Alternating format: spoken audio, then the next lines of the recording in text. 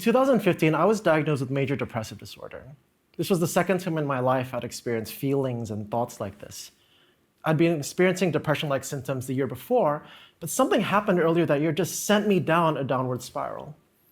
For quite a long time, I didn't want to meet anyone, I didn't want to get out of bed, and through it all, this unrelenting stream of negative thoughts tormented me day after day. I was in my honors year, and a lot of us know that's really, really tough.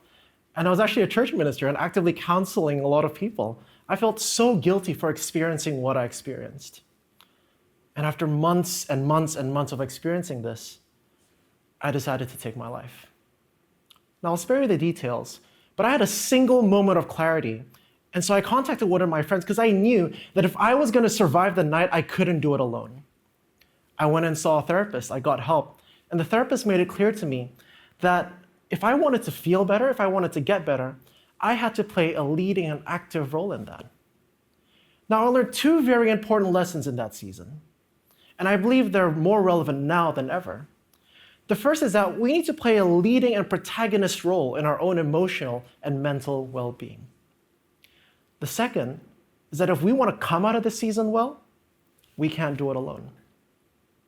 So the first, every story, or most stories at least, has a hero or protagonist. They change the narrative, they do something or say something that changes the storyline. And without them, things probably wouldn't have turned out as well. In the same way, I realized that we need to play a leading, active, and protagonist role in our own emotional health. I cannot sit by and do nothing and expect to feel better. Now, I completely understand that for some people, this could be the hardest thing in the world. When I had depression, even being able to get out of bed and take a shower was a miracle. And so it's not about taking these huge steps, it's about doing what you can. So what can we do? For a lot of us, that means making sure that we engage in deep social relationships, being able to be vulnerable and share what's on our heart. It means eating well and exercising because we know our body and our minds are connected. It means being able to rest without feeling guilty. So many people have contacted me. They feel guilty for not being productive in the middle of a global pandemic. It's okay to rest. There are so many great apps about mindfulness, about breathing that we can use on any of the app stores. And we have a lot of really great mental health resources. There are counselors, there are therapists, and we can just share it to somebody next to us. But you know what? Just getting out of bed, taking a shower, or maybe cleaning a part of our room, that's enough if it's hard for us. It's about doing what you can. One thing I realized is that before the pandemic, where I could go out, a lot of these emotional needs had already been met. I could meet people, I could talk to people, I had autonomy. But now that a lot of this is happening, in this current season, we have to take a bit more initiative in our mental and emotional health. Secondly, it's about the importance of reaching out to somebody who needs it. And this is exemplified by the story of Kevin Berthia. Now, he was a young man living in the United States, and one day, he went to a bridge with the intent of ending his life. He was saved when a police officer talked to him for 90 minutes before he came over to the other side. And as he tells his story, what's incredible is that he said that he would talk to people who try to engage with people on his way to the location. He was hoping that somebody, anyone at all, would ask him, "Are you okay?" He was looking for any reason at all, to turn back. Now, having experienced this myself, I and many other people understand the importance of just simply reaching out to someone and asking, "Hey, are you all right? How are you doing?" I'm currently a postdoctoral researcher at the Black Dog Institute, and we use all different types of technology to try to reach people who are in crisis. For example, we use CCTV footage to try to identify what are sort of pre-suicidal behaviors at certain hotspots, and how do they differ from one context to another.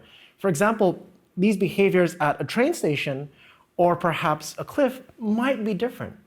And then we can train machine learning algorithms to pick up and identify these behaviors and make sure we reach out to them before it's too late.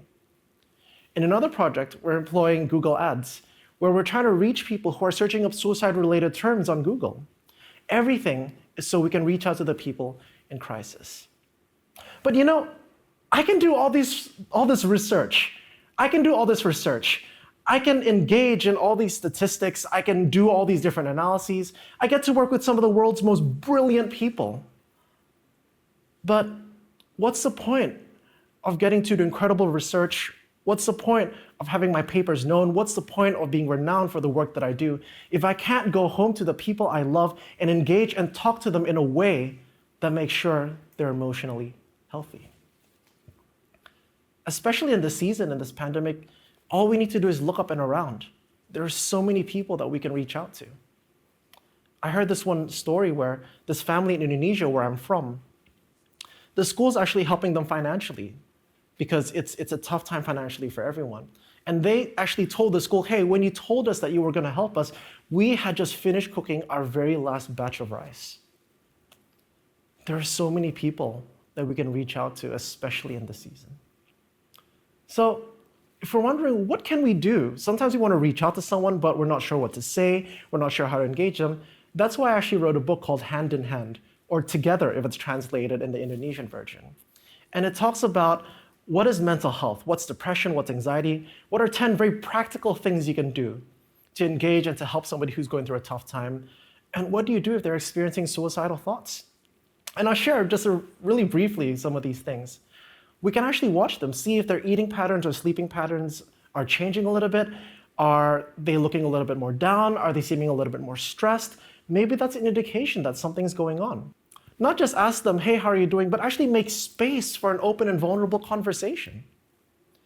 Then we can respond in a healthy way. We can't cut them. We listen to them and make them feel heard. And when we do respond, one thing that I typically do is I ask them, what can I do for you?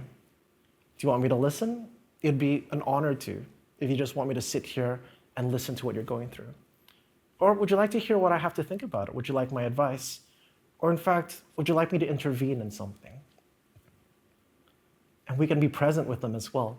There is something incredible for someone who's going through such suffering that they can't put it into words when you're simply there with them. And in this season, if not physically, then at least you let them know, hey, I'm thinking about you. You're on my mind. And finally, we need to set healthy boundaries to make sure that we're okay, to make sure that we're protected, because we can't help somebody else if we're not in the best place emotionally. Can you imagine a world where every single person understands the importance of emotional health? Where every single person knew how to ask, hey, how are you doing? Are you all right? Where every single person knew how to respond in a healthy way to that. And every single person understood that, sometimes there are things that are happening in our lives that we can't see, but they're also just as important. That's the vision I had when I wrote this book. So in sum, there are two really important lessons that I learned that I feel are important for this season. The first is that we need to play a leading and protagonist role in our own emotional health. The second being, we can't do this alone. Reach out to somebody close to you. Because what's the point if we can do incredible things, but we can't help the person next to us?